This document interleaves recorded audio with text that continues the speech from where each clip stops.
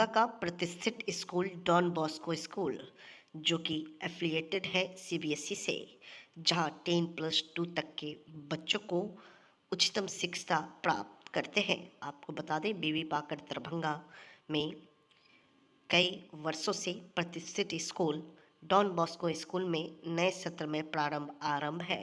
अपने बच्चों के भविष्य को करें उज्जवल, स्मार्ट बनाएं और बेहतर बनाएं। दरभंगा का प्रतिष्ठित स्कूल डॉन बॉस्को स्कूल जो कि आपके बच्चों के फ्यूचर को बनाता है।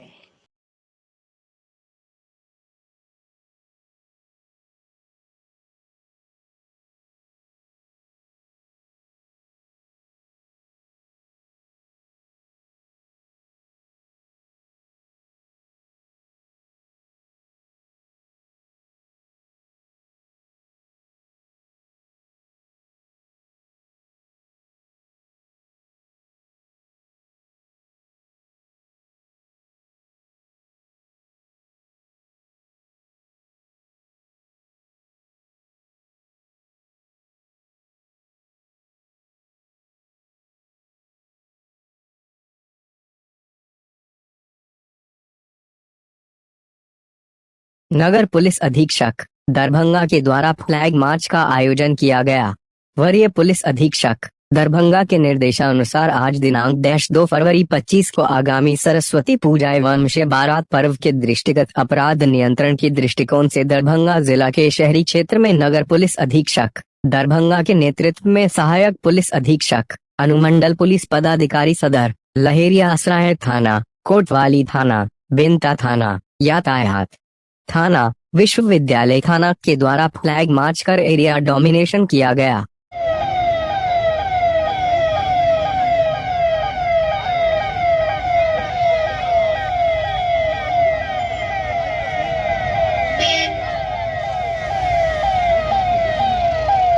पीछे हटो ना तू।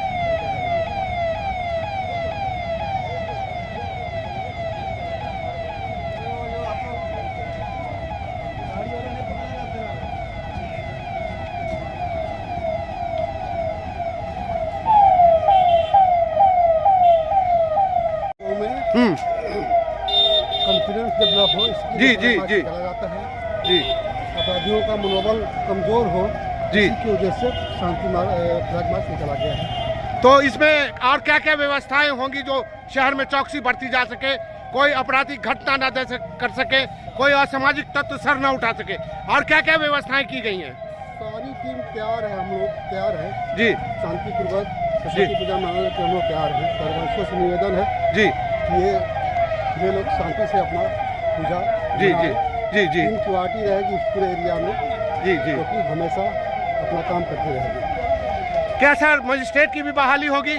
मजिस्ट्रेट की प्रतिनियुक्ति हो गई है। चूँकि आप बहुत झेल चुके हैं और काफ़ी अच्छी सोशल इंजीनियरिंग है आपकी, मैं जानता हूँ, तो आपको ज़्यादा अलर्ट रहना है। मजिस्ट्रेट की प्रतिनियुक्ति हो गई है। मजिस्ट्रेट प्लस फोर्स दोनों की प्रतिनियुक्ति है। आज भी शांति व्यवस्था कायम है, आगे भी शांति व्यवस्था कायम रहेगी। तो ये निकल चुका है, आप देखते रहिए।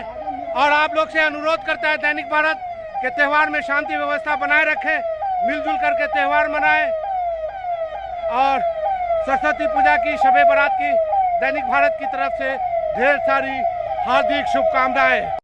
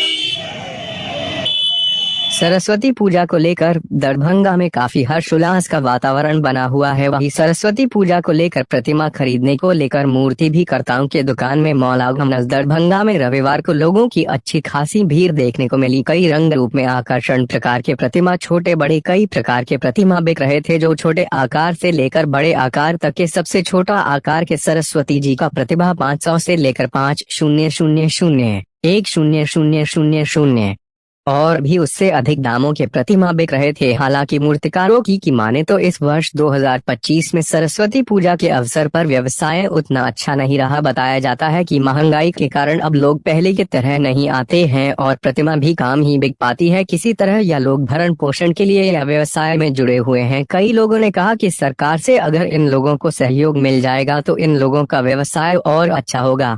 कई मूर्तिकारों से हमने बात किया, इन लोगों ने क्या कहा सुनते हैं।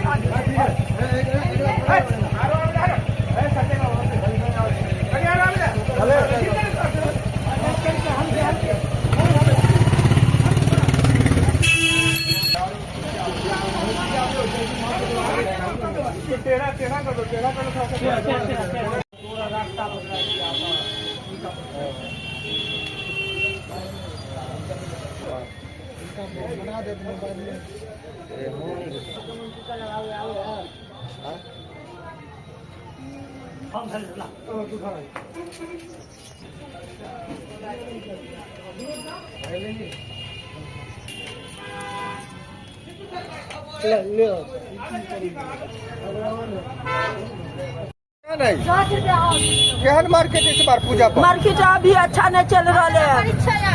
कितने प्रतिमा अभी तक बिकले? मूर्ति अभी बिक्री चले नहीं है।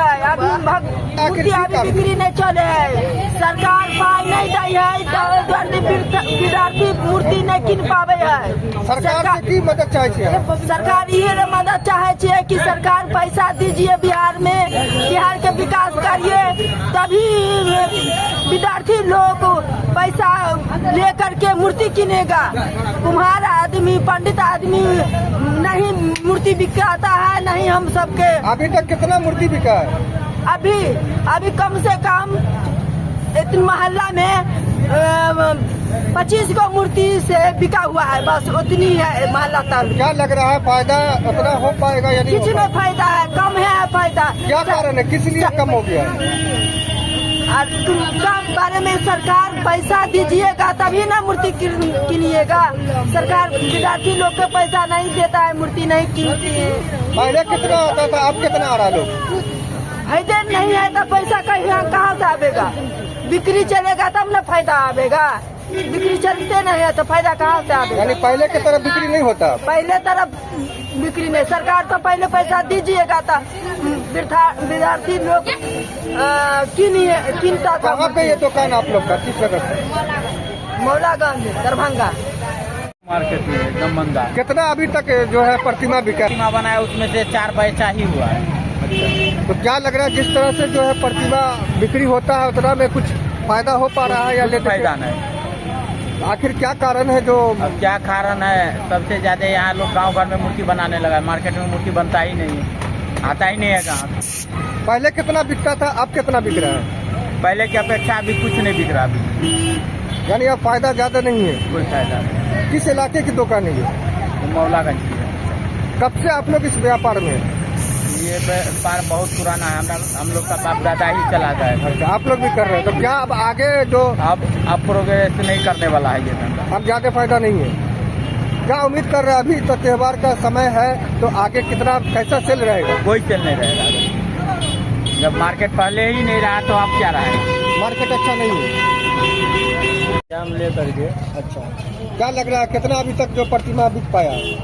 बिकने पाया हम ऑर्डर 5-6 का ऑर्डर हुआ है। क्या लग रहा है जिस तरह से अभी जो है महंगाई है उस हिसाब से फायदा हो पा रहा है या? उतना फायदा नहीं, महंगाई बढ़ते गया उतना फायदा नहीं है। काम चल रहा है, इसी तरह भोजन पानी चल जाता है। किस इलाके का यहाँ पे दुकान है? इस बार पूजा पे ऑर्डर नहीं है। क्या उम्मीद कर रहे हैं? अभी जो टाइम है किस तरह से उम्मीद कर रहे हैं? क्या लोग जो आ रहे हैं खरीदने के लिए प्रतिमा, तो क्या उम्मीद कर रहे हैं इस बार? कुछ उम्मीद नहीं किया जा सकता। हाँ, बहुत कम होगा, ठंडी है बहुत ना। तो क्या कारण है जो लोग ठंडा ठंडा ठंडा सबसे बतियाते। अभी तक जो ही मूर्ति उसको टाइम पर देना, आज धूप के लिए 20 दिन के कुल बाद। कितना ऑर्डर इस बार अभी तक? मैंने 2-4 हजार का ऑर्डर था, लेकिन नहीं बना पाए, 2 पीस बनाए। अच्छा, किस इलाके में दुकान है आप लोग का? कहाँ? इस वर्ष का हम लोग का मार्केटिंग में जा रहा है ना, बहुत बुरा हाल में। अभी तक कितना प्रतिमा बिका है आप लोग का? अभी मोटामोटी जो बनाए हैं ना, अच्छा, इसमें से बुझिए आधा माल फंसा हुआ, आधा ही माल सेल हुआ। तो क्या लग रहा है ऑर्डर का माल इस बार कितना आया और ऑर्डर निकल पा रहा जिस है? तरह आना चाहिए उस हिसाब से हम लोग का ऑर्डर का माल नहीं आ पाया। तो आखिर किस तरह से भरण पोषण हो रहा है, किस तरह से काम आप लोग का चलेगा? हम लोग का देखिए भरण पोषण तो अभी रोजी रोटी यही है, मान के चलिए इसीलिए जीवन रोटी चलता है, सब बाल बच्चा का मान के चलिए होता रहता है, मगर उस तरह का जैसा होना चाहिए उस तरह का नहीं हो पा रहा है। यानी पहले की तरह नहीं बिक रही? नहीं, कुछ नहीं है। आखिर क्या कारण है जो इतना कम हो गया है? अब महंगाई है कि क्या है कि परीक्षा है, मान बहुत तरह का वातावरण है, मान के चलिए। पहले कैसा रहता था, अब कैसा रह रहा है? पहले के हिसाब से पहले तो था मिला जुला चल जाता था, इस बार का किसी कुछ गलमडोल है। अच्छा, आप लोग मूर्ति कलाकार है, कब से ये सब चल रहा है? आप लोग के बाप दादा भी किए या? तो हम लोग का बाप दादा भी किया, हम लोग भी कर रहे हैं। आप आने वाला जनरेशन में आदमी छोड़िए रहा है, मट्टी काम दिखते बहुत। कम बिक्री हो रहा है, इसका क्या कारण है? अब इसका क्या कारण है, क्या वजह है? अब लग रहा महंगाई कारण, महंगाई भी हो सकता है। अभी जो पूजा का मूर्ति बनता है तो कितने कम से कम कितने दाम का होता है? पूजा का मूर्ति देखिए बनता है ना, हमें यहाँ देखिए 10,000 से लेके मान के चलिए हाईलाइट ऊपर तक नहीं है बिक्री, जो बात है। अब कम दाम का प्रतिमा का बात करें जो मोटा मोटी 10,000 12,000 से लेके मोटा मोटी कम से कम ज्यादा जाइए 300-400, बस उससे ज्यादा नहीं है। 300-400 से बेसी नहीं है। कितना प्रतिमा इस बार बनाए हैं? मोटा मोटी हम लोग बनाए हैं 25-30 को बनाते थे, इस बार मुझे 20 को 15 को बनाया। जितना पूंजी फंसा है क्या उतना पैसा निकल पाएगा या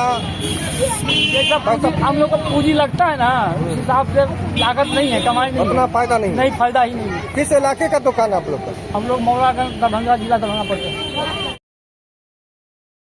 केंद्रीय बजट 2025 को लेकर प्रेस वार्ता का आयोजन किया गया। दरभंगा के लहरिया सराय स्थित सर्किट हाउस में रविवार को वहीं आयोजित प्रेस वार्ता में पत्रकारों से बात करते हुए कई सदस्यों ने इस केंद्रीय बजट को काफी सारा और अच्छा बताया एवं भारतीय जनता पार्टी के प्रदेश के महामंत्री ललन कुमार मंडल ने भी काफी विस्तार पूर्वक बजट पर बात रखते हुए कहा कि यह बजट पूरे मिथिलांचल वीडियो के लिए और दरभंगा के लिए काफी फायदे का बजट है और हर तबके के लोगों के लिए लाभकारी है। देश की वित्त मंत्री निर्मला सीतारमण ने देश को नया बजट दिया है। बिहार और खास तौर से मिथिलांचल का जो उन्होंने सम्मान बढ़ाया है। जब बजट आया है उसमें मिथिलांचल का वित्त मंत्री ने पूरी तरह से सम्मान बढ़ाने का काम किया है और कहा मिथिलांचल के लिए तो इस बार सरकार पूरा पिटारा खोल दिया है। जो मिथिलांचल का कोसी परियोजना सदियों से लटका हुआ था, वहीं कांग्रेस के संसद पर निशाना साधते हुए ललन कुमार ने कहा कांग्रेस के जो सांसद सब थे उनको जलन हो रहा था। कहा कि वित्त मंत्री जो बिहार को विकास के लिए सम्मान दिया है इसके लिए कांग्रेस पार्टी सब बहुत विरोध किया है और कहा मैं ऐसे लोगों को कहना चाहता हूं कि एनडीए की सरकार में बिहार काफी आगे बढ़ चुका है। विरोध करने से अब बिहार पीछे होने वाला नहीं है। देश के प्रधानमंत्री नरेंद्र मोदी जी से लेकर वित्त मंत्री निर्मला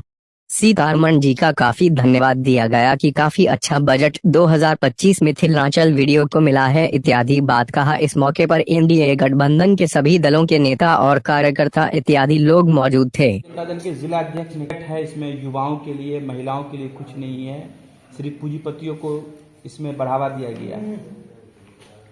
आपने देखा होगा कल के बजट में कि हिंदुस्तान के सभी मध्यम वर्गीय परिवार को 12 लाख तक के कमाई पर करोड़ से छूट दी गई है। यह बहुत बड़ी लोगों की चिरपरिचित मांग थी। पहले से ही लोग आस लगाए बैठे थे और निश्चित रूप से आदरणीय वित्त मंत्री जी का जो यह फैसला है, माननीय प्रधानमंत्री जी का जो फैसला है, इससे मध्यम वर्गीय परिवार काफी प्रसन्न है। और खास करके दरभंगा जिला बिहार, वैसे तो बिहार जब से एनडीए की सरकार बनी है लगातार आप सब देख रहे हैं कि चारों तरफ रोड ही रोड, 4 लेन हो, 6 लेन हो। आज दरभंगा ऐसा पिछड़ा जगह एक समय में था, आज आप ईस्ट वेस्ट कॉरिडोर पर चल रहे हैं, अमर दरभंगा आ रहा है, बॉर्डर से कई एक रोडें क्रॉस कर रही है। तो ये उपलब्धि एनडीए सरकार में ही संभव हो पाई है। चूंकि 15 वर्ष के राजनीतिक कार्यकाल में जो स्थिति थी, एक समस्तीपुर भी जाने में लोगों को 3-3, 4-4 घंटा लग जाता था। आज आप 45 मिनट में समस्तीपुर पहुंच जाते हैं, 3 घंटे में, 2.5 घंटे में लोग यहाँ से पटना पहुंचते हैं। यह बहुत बड़ी उपलब्धि बिहार के लिए है और निश्चित रूप से इस बजट में जो बिहार के लिए प्रावधान किया गया है वो काफी सराहनीय है। सभी लोग यहाँ उत्साहित है, खास करके मध्यम वर्गीय परिवारों में जो वेतन भोगी खास करके उनमें और उत्साह है। बजट के ऊपर आयोजित इस प्रेस कॉन्फ्रेंस में मेरे साथ भारतीय जनता पार्टी के यशस्वी महामंत्री आदरणीय ललन जी, राष्ट्रीय लोक मोर्चा के महासचिव और एनडीए के कोऑर्डिनेटर के रूप में अपनी पार्टी का काम देख रहे आदरणीय सुभाष चंद्र जी, आदरणीय मुरारी जी, सभी 5 एनडीए परिवार के सभी 5 दलों के सम्मानित जिला अध्यक्षगण यहाँ। जैसा कि आप सब लोगों को जानकारी है, कल का बजट इस प्रकार से रहा जैसे वो पूरे देश का तो बजट है, लेकिन सिर्फ और सिर्फ मिथिला की झलक ही कल के बजट से निकल के आ रही है। पिछले 11 वर्षों के शासनकाल में जो हमारे देश के प्रधानमंत्री यशस्वी नरेंद्र भाई मोदी जी की सरकार है, हमारी एनडीए की सरकार है, पिछले 11 वर्षों में हमारी सरकार ने नरेंद्र भाई मोदी जी के नेतृत्व में अथक परिश्रम और प्रयास से देश में सबका साथ, सबका विकास, सबका विश्वास और सबका प्रयास के भावना के साथ ये हर वर्ग के लिए काम कर रहा है। हमने नौजवानों के लिए, किसानों के लिए, महिलाओं के लिए और गरीबों के कल्याण के लिए हमारी मोदी की सरकार ने पिछले 11 वर्षों से नए कीर्तिमान उनके क्षेत्र में काम करके स्थापित किए हैं। आपने देखा होगा ये दरभंगा और पूरे बिहार, क्योंकि हम सब यहाँ दरभंगा में बैठे हैं तो मैं इसकी बात कर रहा हूँ, वैसे पूरे बिहार को जब आप देखेंगे, सड़कों का मामला हो, बिजली का मामला हो या केंद्र सरकार की जो योजनाएं होती हैं उन सब योजनाओं का मामला हो, तो बिहार में बिना किसी भेदभाव के सबके विकास के लिए हमारी केंद्र की सरकार और यहाँ की आदरणीय नीतीश कुमार जी के नेतृत्व में चल रही हमारी प्रदेश की सरकार ने अच्छे काम किए हैं। कल के बजट में अगर हम सिर्फ मखाना की चर्चा करें तो मखाना अनुसंधान के लिए, मखाना की मार्केटिंग के लिए और मखाना की प्रोसेसिंग के लिए इसके पहले नरेंद्र भाई मोदी जी की सरकार ने 10,000 करोड़ जितनी बड़ी राशि अभी से कुछ समय पहले उन्होंने इसके लिए आवंटित की थी। कल के बजट में मखाना आयोग ही ऐसा करके उन्होंने बनाया है और मखाना के विकास के लिए देश भर में मखाना का और हमारे मखाना को उत्पादन करने वाले हमारे जो मिथिला के, खासकर मिथिला के किसान हैं, उनके उन्नति के लिए, उनके समृद्धि के लिए जिस प्रकार से मोदी जी की संवेदनशीलता दिख रही है, वह हम सब लोग इस दरभंगा के पूरे जनता की ओर से, पूरे परिवार की ओर से हम सब लोग आदरणीय मोदी जी का धन्यवाद करते हैं। यहाँ पे ग्रीनफील्ड एक्सप्रेस का बात हो या ग्रीनफील्ड एयरपोर्ट की बात हो, ये पहले से जो चल रही योजनाएं ग्रीनफील्ड एक्सप्रेस वे आपने देखा होगा, आप जानते होंगे कि सिलीगुड़ी से गोरखपुर तक का एक ग्रीनफील्ड एक्सप्रेस वे बन रहा है, जिसका भी लाभ हमारे आने वाले इस पूरे बेल्ट को, सीमांत तक से लेके पूर्वांचल तक के पूरे बेल्ट को इसका लाभ होने वाला है। अब आने वाले समय में 3 ग्रीनफील्ड एयरपोर्ट भी बनेंगे। जैसे ही ग्रीनफील्ड शब्द आता है तो आप ये समझ लीजिए कि नया तरह का जमीन एक्वायर किया जाएगा और नए तरीके का एयरपोर्ट वहां पे विकसित किया जाएगा। जैसे ही ग्रीनफील्ड शब्द आ जाए तो आप समझ लीजिएगा कि सरकार बिल्कुल नए तरीके से जमीन एक्वायर करके सड़क या एयरपोर्ट का निर्माण करती है। मैं इसी संदर्भ में मिथिला के ही अपने यशस्वी हमारे पार्टी के महामंत्री और मिथिला को रिप्रेजेंट करने वाले इसी क्षेत्र के निवासी आदरणीय ललन भाई से मैं आग्रह करता हूं कि इस संदर्भ को और अपना आगे जोड़े। आदरणीय ललन भाई। यहाँ पे उपस्थित सभी हमारे एनडीए के कार्यकर्तागण, नेतागण और आप सभी मीडिया भाइयों बहुत बहुत स्वागत, अभिनंदन। बंधुवर्ग, कल आपने देखा कि देश के यशस्वी वित्त मंत्री निर्मला सीतारमण ने देश को नया बजट दिया। उसमें बिहार, खास करके मिथिलांचल का उन्होंने जो सम्मान बढ़ाया, पद्म श्री दुलारी देवी के द्वारा बनाया हुआ मिथिला पेंटिंग की साड़ी पहन करके उन्होंने जो पूरा बजट उन्होंने जो पार्लियामेंट में दी, उससे हमारे मिथिलांचल का सम्मान पूरे विश्व में बढ़ाई है। और खास करके मिथिलांचल के लिए तो सरकार इस बार पेटारा खोल दिया। जो मिथिलांचल कोसी परियोजना सदियों से पीछे भटका हुआ था, सदियों से यहाँ के किसानों के लिए पानी का व्यवस्था नहीं था। और तो और कल के बजट में आप लोग मीडिया में देखे होंगे कि कांग्रेस के जो सांसद सब थे उनको जलन हो रहा था कि यशस्वी प्रधानमंत्री निर्मला सीतारमण फाइनेंस मिनिस्टर बिहार को जो गौरव दिया है, सम्मान दिया है, विकास के लिए जो बजट बनाया है, इसके लिए कांग्रेस पार्टी के सांसद सब बहुत विरोध किया। मैं उसको कहना चाहता हूं कि बिहार एनडीए के साथ आगे बढ़ चुका है। आपके विरोध करने से अब बिहार पीछे होने वाला नहीं है। पूरा का पूरा बिहार और मिथिलांचल एनडीए के साथ खड़ा है। इसीलिए आप सबको माध्यम से देश के यशस्वी प्रधानमंत्री और फाइनेंस मिनिस्टर श्रीमती सीतारमन जी को मैं कोट कोट धन्यवाद और पूरे मिथिलांचल के तरफ से उनको आभार और धन्यवाद व्यक्त करता हूँ। बहुत बहुत धन्यवाद। सबसे ज्यादा पलायन करती है फैक्ट्रियों को लेकर के, क्या केंद्र सरकार इस बजट में, क्योंकि बजट का डिस्क्रिप्शन अभी और भी बाकी है, क्या लगता है कि यहाँ पे कोई ऐसी बड़ी फैक्ट्रियों के लिए कुछ प्लान है केंद्र सरकार के पास?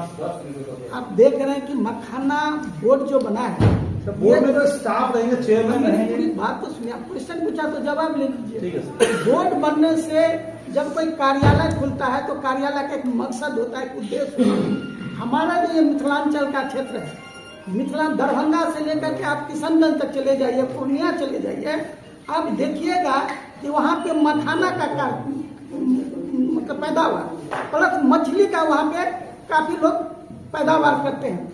तो ये जो एक ही मखाना का जो बनाया है बोर्ड, उससे हमारे मिथिलांचल का बहुत सारा औद्योगिक क्षेत्र में हो जाएगा। दूसरी बात, अभी जो नरेंद्र मोदी जी और एनडीए का जो गवर्नमेंट है बिहार में नीतीश कुमार जी के साथ, अभी जो हमारा उद्योग मंत्री हैं, उन्होंने अब देखे होंगे कि बहुत सारा उद्योग लगाने का कार्यक्रम चल रहा है। तो मैं जानता हूं कि ये जो अंतिम ये जो 25 का चुनाव जब तक आएगा तब तक बिहार में बहुत सारे उद्योग आपको खड़ा होने करके दिखाई देगा। 2025 बजट तो नहीं है सर बिहार के लिए? बिहार के 2000 ये तो देश का बजट है, लेकिन बिहार आप सुन लीजिए, नेहरू जी 600 दिन तक देश पे राज किया। 600 दिन तक नेहरू ने इस देश पे राज किया। बिहार को क्या मिला? और नरेंद्र मोदी जी 11 साल राज किए एनडीए के गवर्नमेंट में, बिहार का चौमुखी विकास। अभी हमारे विधायक जी बोले हैं कि बिहार को क्या क्या चीज, अभी पटना से है दरभंगा आने में हम समझते 4 से 6 घंटा लगता है, अभी आप 2 घंटा में आप पटना चले जाती है। ये भी तो विकास है। तो हाँ, काफी लंबे समय का काम एक ही जगह अटका हुआ है, तकरीबन 1.5-2 साल से। क्या लग रहा है, कुछ राहत मिलेगी? देखिए, पेट्रोल और डीजल का वैश्विक स्तर पर इसका होता है। तो इंटरनेशनल मार्केट में लगातार क्रूड ऑयल का रेट गिरता है, लेकिन यहाँ नहीं मिलता है। बहुत सारी व्यवस्था है, उस पर भी सरकार जैसे सोच रही है कि हर जगह मूल्य कम हो रहा है, तो उसमें भी होगा। इस पे आगे ट्रांसपोर्ट का रेट कम होगा तो शायद इन्फ्लेशन में, महंगाई में, दाल चावल आटा, क्योंकि आटा जिस तरीके से जा रहा है, लग रहा है टाटा का रेट क्या कबाड़ भी खाएगा 100 रुपये आने वाले समय में। का जो रेट है, आप रेट क्यों देखते हैं? आप देखिए सैलरी का वृद्धि देखिए। एक मजदूर को पहले मिलता था 100 रुपया, आज मजदूर को 400-500 रुपया पे मजदूरी मिल रहा है। तो वो भी आप देखिए कि सरकार का विकास हो रहा है। हर जगह आप चौक चौराहा गांव में देखिएगा तो बिल्डिंग की बिल्डिंग बन रही है। तो ये भी एक विकास है। तो विकास जब होगा तो मान लीजिए महंगाई तो हमको नहीं देखते कि जिस हिसाब से विकास हो रहा है, नहीं, जनता का ही विकास हो रहा है। आप पहले अपने गांव में देखिएगा तो आप किसी को मकान देखे होइएगा बनते हुए। आज आपके ही समझते 70 गाँव में 200, 400, 500 4 चक्का की गाड़ी है। ये भी एक विकास है। सर, इस विकास हाथ से दिया जाता था, आपके अकाउंट में पैसा जाता है। आज दरभंगा स्थित मनोहरन लाल मोहल्ले में दरभंगा के सबसे अत्याधुनिक स्त्री एवं शिशु अस्पताल पैनेशिया मेडिकेयर रिसर्च सेंटर का शुभारंभ किया गया। इस अस्पताल के मुख्य निर्देशक डॉक्टर सूर्य नारायण ने बताया कि यह अस्पताल स्त्री एवं शिशु रोग के बेहतर इलाज हेतु समाज के सबसे आखिरी पायदान पर खड़े लोगों के लिए वरदान साबित होगा। कम पैसे में उत्तम व्यवस्था का पूरा ख्याल रखा गया है। अस्पताल के निर्देशक डॉक्टर सुप्रिया नारायण ने कहा कि इस अस्पताल में मरीजों के लिए उत्तम चिकित्सा की सुविधा उपलब्ध है। हमारा प्रयास रहेगा कि हम ज्यादा से ज्यादा नॉर्मल डिलीवरी करें। अगर कोई परिस्थिति ऐसी बनेगी तभी ऑपरेशन किया जाएगा। अस्पताल के शुभारंभ में शहर के जाने माने चिकित्सकों ने उपस्थित होकर अस्पताल के निर्देशक को शुभकामना दी। उपाधीक्षक ग्रामीण श्री शशि भूषण सिंह जी भी उपस्थित रहे और उन्होंने भी शुभकामनाएं दिया।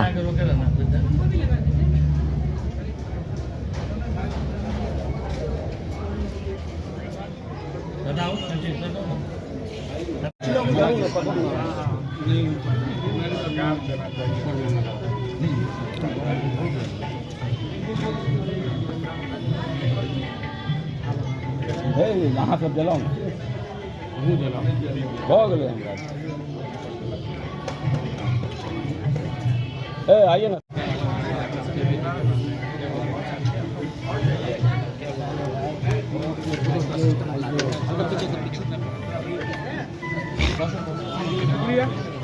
ठीक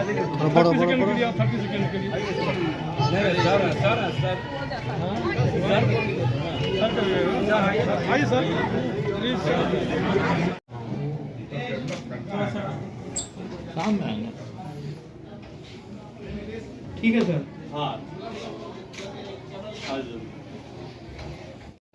यहाँ मैंने हॉस्पिटल के उद्घाटन पे आया है। सबसे पहले तो मैं डॉक्टर साहब और डॉक्टर साहिबा को बहुत बहुत शुभकामनाएं देती हूँ कि इस एरिया में ये पहला हॉस्पिटल है, और मेरी शुभकामनाएं हैं कि जो है पब्लिक को तो बहुत अच्छा यहाँ पर मिलेगा, क्योंकि सभी लोग बेता की तरफ दौड़ते हैं। बेता बहुत क्राउड एरिया है, जाने आने में भी बहुत परेशानी होती है। यहाँ लोकल जो भी 2-3 वार्ड पड़ते हैं उन लोग के लिए बहुत अच्छी सुविधा यहाँ पे हो गई कि बगल में जो है हॉस्पिटल खुल रहा है। यहाँ हर तरह की फैसिलिटी भी उपलब्ध है, और अभी तो मैं भी पहली बार आई हूँ, और देखने से तो लग रहा है कि सारे चीज़ का यहाँ पे इंतज़ाम है। अब तो इनका सर्विस देने के बाद ही पता चलेगा कि यहाँ कैसा क्या है। Director panacea Medicare research centre, जो कि खानका चौक मनोहर लाल मोहल्ला में स्थित है। जैसा कि नाम से स्पष्ट होता है, हम लोग नाम रखे पेनेशिया। पेनेशिया मीन्स होता है सर्व रोग हर, रामबाण भी बोलते हैं इसे। ये completely mostly gynae dedicated hospital है। यहाँ पेडिया भी है, मेडिसिन भी है, जनरल सर्जरी भी है, 24 आवर पैथोलॉजी, अल्ट्रासाउंड, और जो हमारे सिस्टम है वो 24 आवर रन करेंगे। यहाँ हर तबके के लोगों के लिए इलाज की फैसिलिटी है।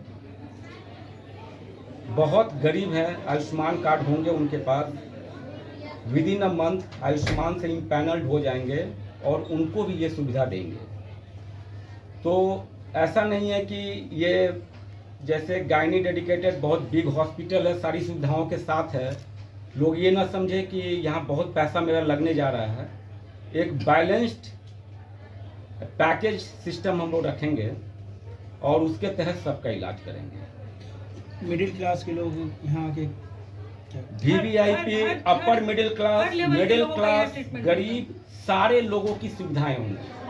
जितने भी गरीब है, अभी आयुष्मान कार्ड तो हमको लगता है कि सारे लोगों का बना हुआ है, तो आयुष्मान कार्ड के तहत हम उनका इलाज करेंगे। गरीब लोग पैसे के अभाव में क्या इलाज बहुत लोग नहीं करा पाते, जरूर करेंगे। जिनके शरीर पे चिथरी होगा, जिनको सही में पैसा नहीं होगा, उसे मैं फ्री में इलाज करूंगा उसका। ये मेरा वादा है। मानव सेवा होगी।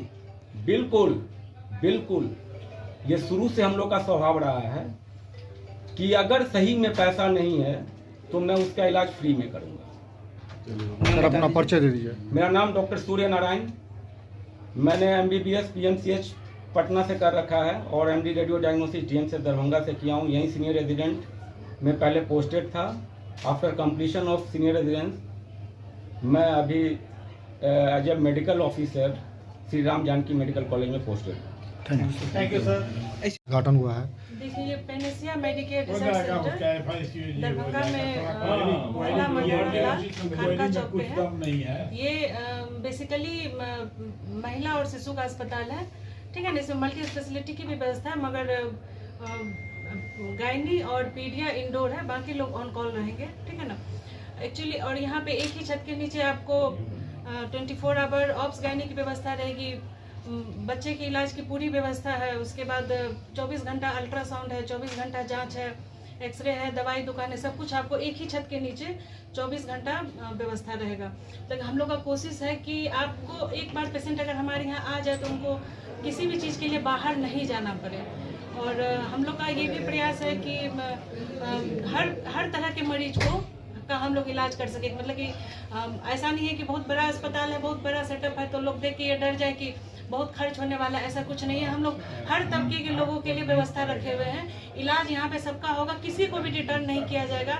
मतलब कि हर लोगों के लिए टाइट सिस्टम बना हुआ है कि आप जितना खर्च करना चाहें आप उसमें रहेंगे। किसी भी पेशेंट को हम लोग कोशिश करेंगे कि ना लौटाएं। आयुष्मान कार्ड के लिए हम लोग अप्लाई कर रहे हैं। अभी आयुष्मान के लिए अप्लाई किए हैं, हम लोग आयुष्मान के लिए अप्लाई कर रहे हैं, मगर अगर जब तक आयुष्मान नहीं है तो भी हम लोग किसी भी पेशेंट को कोशिश करेंगे कि ना लौटाएं। एम्बुलेंस सेवा भी है क्या?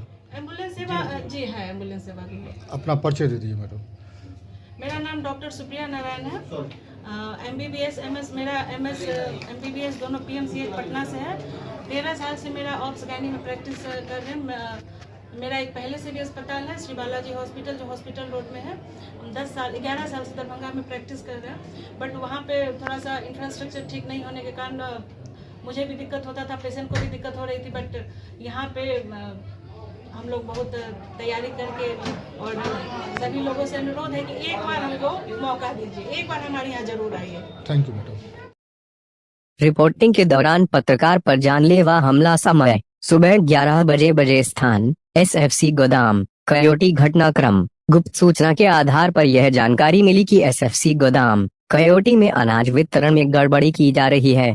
मौके पर पहुंचने पर देखा गया कि ट्रकों से अनाज के बोरे बिना तौल किए सीधे पिकअप वाहनों पर लोड किए जा रहे थे। जनवरी वितरण विक्रेताओं का वर्षों से यह शिकायत रही है कि उन्हें वजन से कम अनाज मिलता है, जिससे वे उपभोक्ताओं को सही मात्रा में अनाज देने में असमर्थ रहते हैं। इसी मुद्दे को लेकर 18 जनवरी 2025 से पटना के गर्दनी बाग में जनवरी वितरण विक्रेता अपनी 8 सूत्रीय मांगों के साथ अनशन पर बैठे हैं और 1 फरवरी से अनिश्चितकालीन हड़ताल की चेतावनी दे चुके हैं।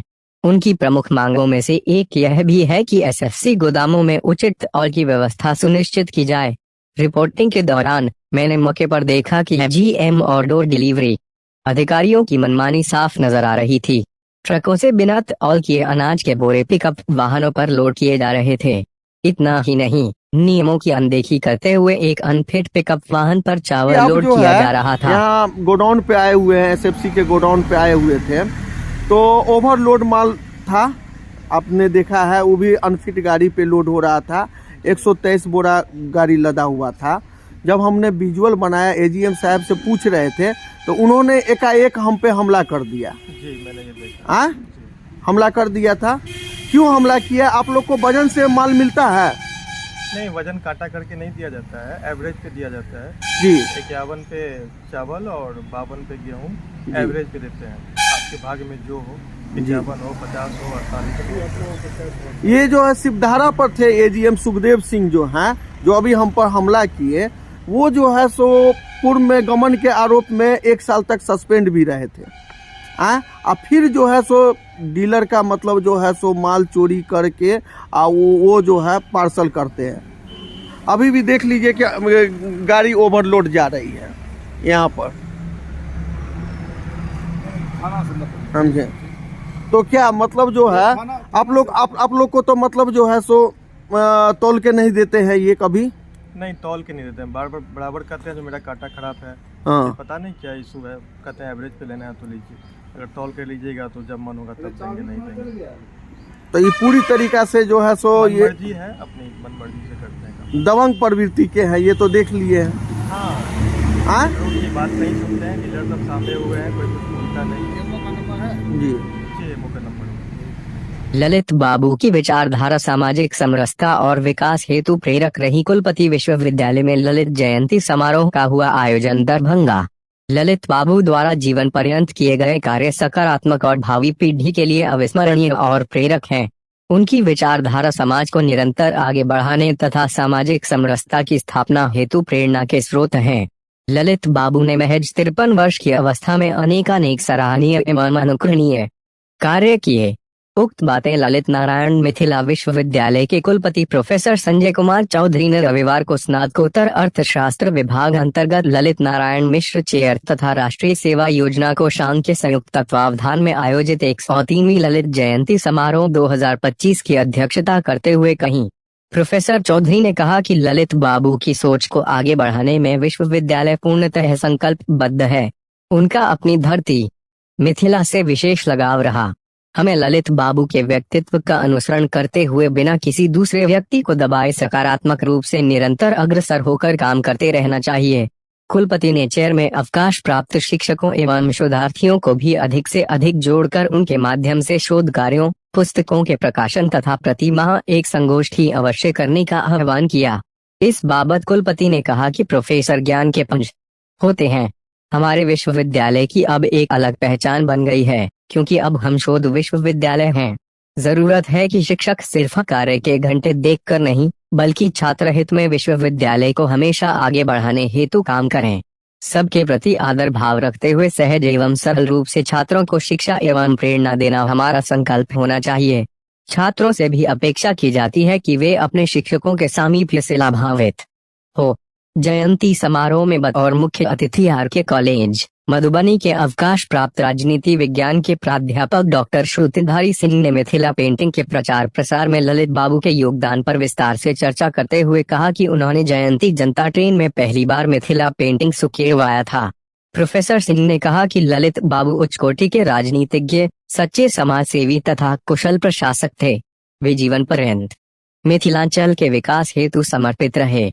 मुख्य वक्ता के रूप में सीनेटर डॉक्टर बैद्यनाथ चौधरी बैजू ने विश्वविद्यालय तथा सीएम कॉलेज की स्थापना के इतिहास को विस्तार से बताते हुए ललित बाबू के संघर्षों को याद किया।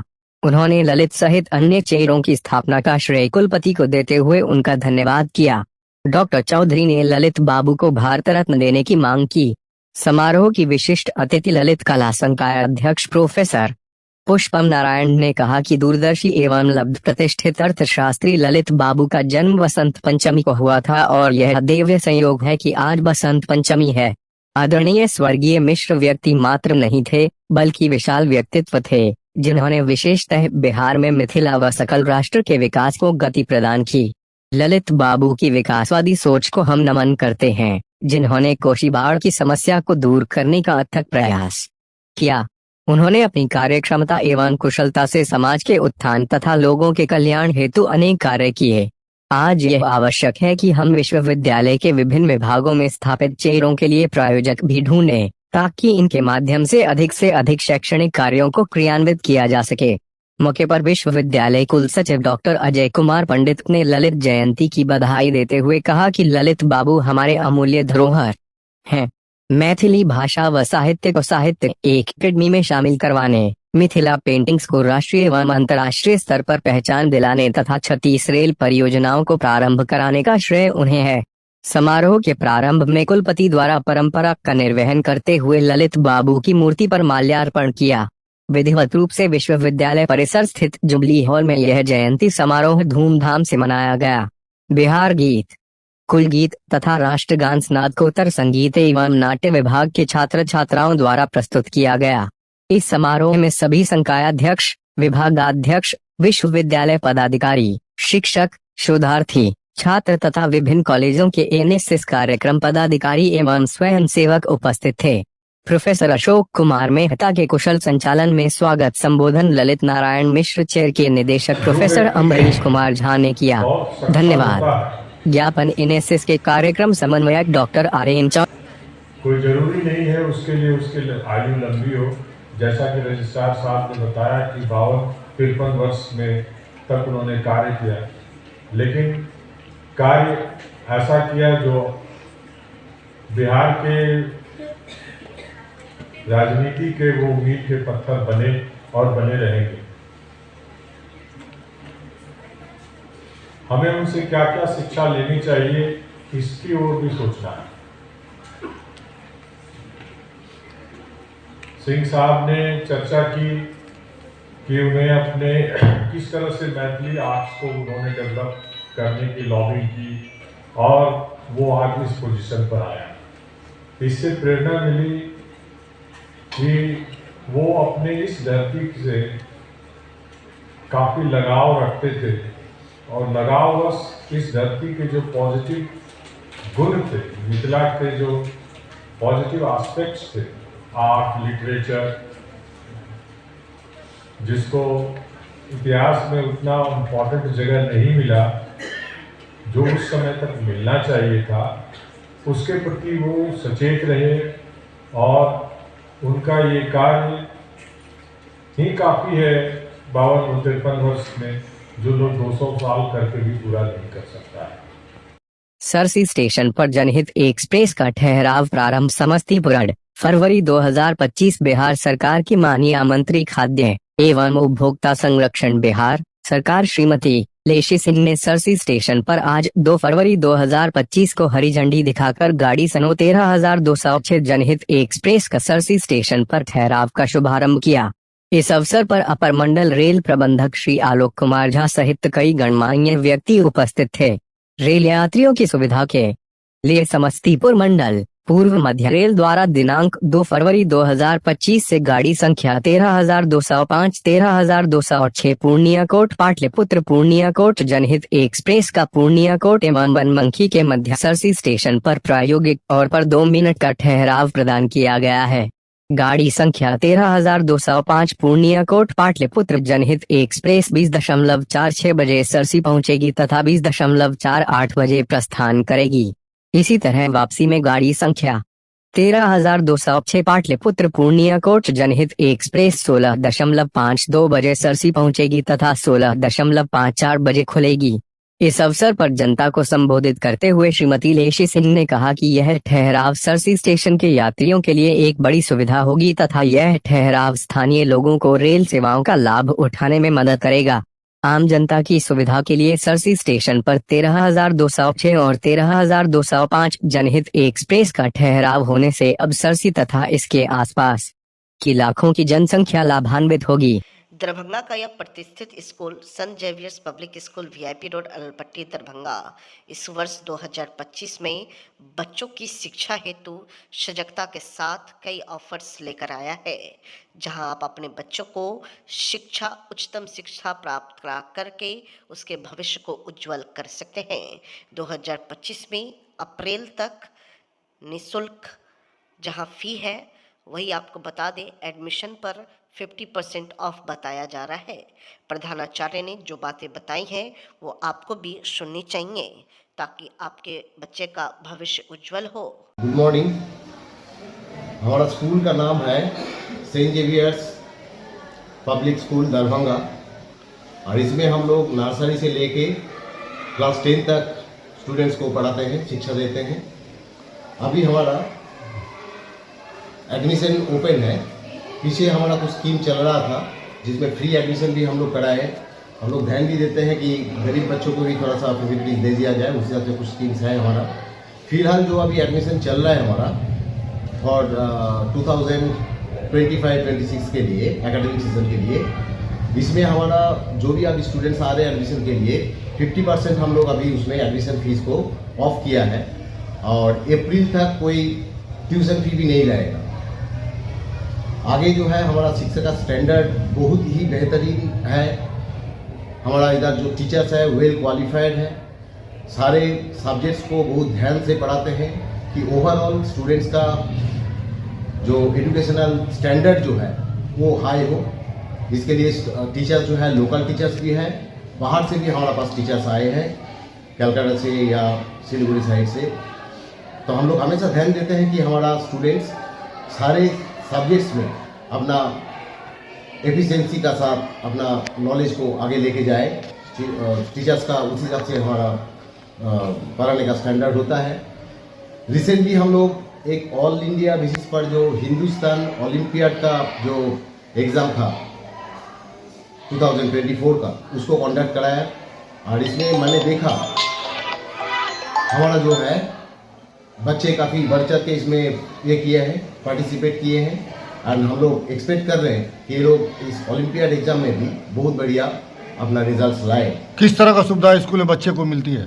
स्कूल में बच्चे के लिए देखिए जो टीचर्स का जो स्टैंडर्ड है ये तो बहुत ही बढ़िया है ही। साथ में जो है हम लोग इनका फिजिकल एजुकेशन के ऊपर ध्यान देते हैं। हमारा पास इधर साइंस लैब है, डिफरेंट टाइप्स का एक्टिविटीज़ कराते हैं हम लोग। ओवरऑल ग्रूमिंग, ओवरऑल डिसिप्लिन की एक ओवरऑल ग्रोथ हो स्टूडेंट का, एक बहुत अच्छा, जब बड़े होंगे ये लोग तो बहुत बढ़िया सिटीजन के हिसाब से ये लोग उभर आएंगे और सारे तरफ से इनका कैरेक्टर बिल्डिंग, बिहेवियरल एस्पेक्ट्स जो है इसका ऊपर ध्यान देते हैं। तो अभी जो एडमिशन जो चल रहा है तो इसमें जैसे मैंने पहले भी बताया इसमें 50% एडमिशन फीस जो है फ्री रहेगा और मार्च तक इनका ट्यूशन फी जो है वो भी हम लोग फ्री करेंगे जो अभी एडमिशन लेंगे। कौन सा स्कूल है और कहाँ पर स्कूल है ये स्कूल है सेंट जेवियर्स दरभंगा स्कूल।